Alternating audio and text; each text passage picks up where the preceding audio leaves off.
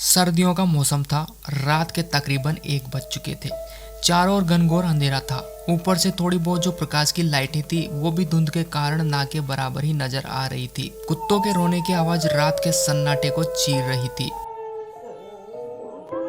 रमेश की उन दिनों लोको पायलट के रूप में रेलवे में नई नई नौकरी लगी थी। ट्रेन काफी लेट हो चुकी थी। इसी कारण से रमेश काफी चिंतित था। वो जल्दी से ट्रेन के इंजन को स्टार्ट करता है और ट्रेन धीरे धीरे चलने लगती है। रात का टाइम होने के कारण एकदम सन्नाटा था, इसलिए दूर की हल्की आवाज को भी साफ सुना जा सकता था। कुछ ही मिनट में ट्रेन अपनी तेज रफ्तार पकड़ लेती है। ट्रेन हवा से बातें करती हुई आगे बढ़ रही थी।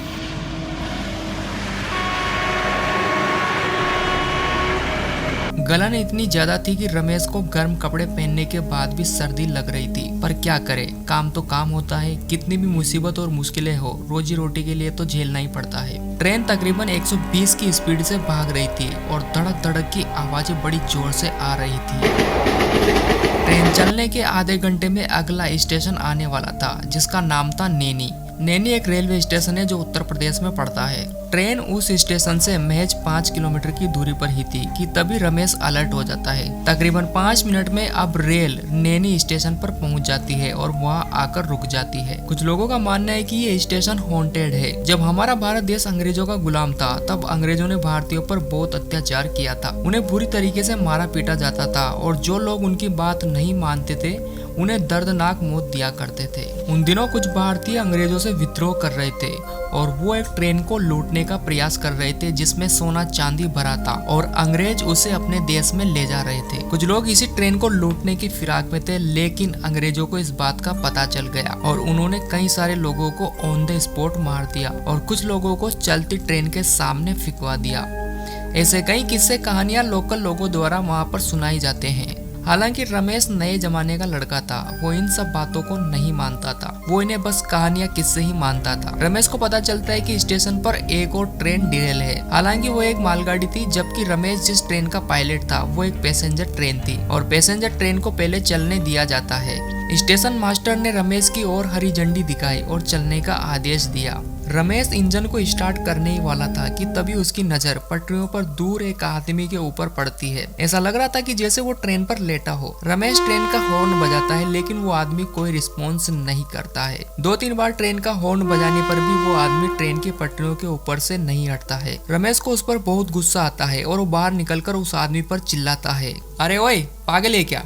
लेटने के लिए ट्रेन की पटरी मिली क्या? कहीं और जाके मर। रमेश के इतना बोलने के बाद भी वो इंसान अब भी वहीं बैठा था। रमेश के सब्र का इम्तिहान टूट रहा था, लेकिन रमेश नहीं चाहता था कि कोई आदमी उसके हाथ से इंजन के नीचे आकर मर जाए, क्योंकि वो तो कभी हाथ से चींटी तक नहीं मारता, तो इंसान तो दूर की बात है। रमेश इंजन से नीचे उतरता है और उस लड़के के तकरीबन 10 फीट पास जाकर बोलता है, क्या रे मरना है कि तेरे को?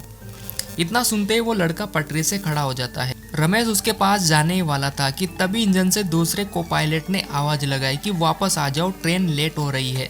रमेश मुड़कर बोलता है, आ रहा हूँ, पहले इससे तो निपट लूं। उस लड़के का चेहरा एकदम अजीब और डरावना था। वो धीरे धीरे घूरते हुए रमेश की ओर आगे बढ़ता है। अब रमेश उसे देखकर डरने लगता है। उस लड़के की नजर अचानक से राकेश की गर्दन पर पड़ी थी कि वो अचानक से रुक गया और अगले पल वो कहीं हवा में गायब हो गया। ये देखकर रमेश की सिट्टी बिट्टी गुल हो गई। उसे अचानक से चक्कर आने लगे और वो समझ नहीं पा रहा था कि उसके साथ अचानक क्या हो गया।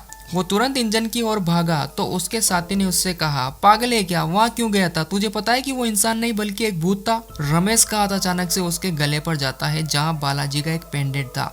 रमेश समझ गया कि आज अगर वो जिंदा है तो सिर्फ बालाजी की कृपा से। उसके गले में जो लॉकेट था वो भी उसकी माँ ने जबरदस्ती रमेश को पहनाया था, क्योंकि रमेश इन सभी में बिलीव नहीं करता था। लेकिन अब रमेश समझ गया कि हमारे बड़े बुजुर्ग जो भी करते हैं उसके पीछे कोई न कोई उद्देश्य होता है। इसके बाद वो वापस अपने काम पर लग जाता है, इंजन को स्टार्ट करता है और आगे बढ़ जाता है।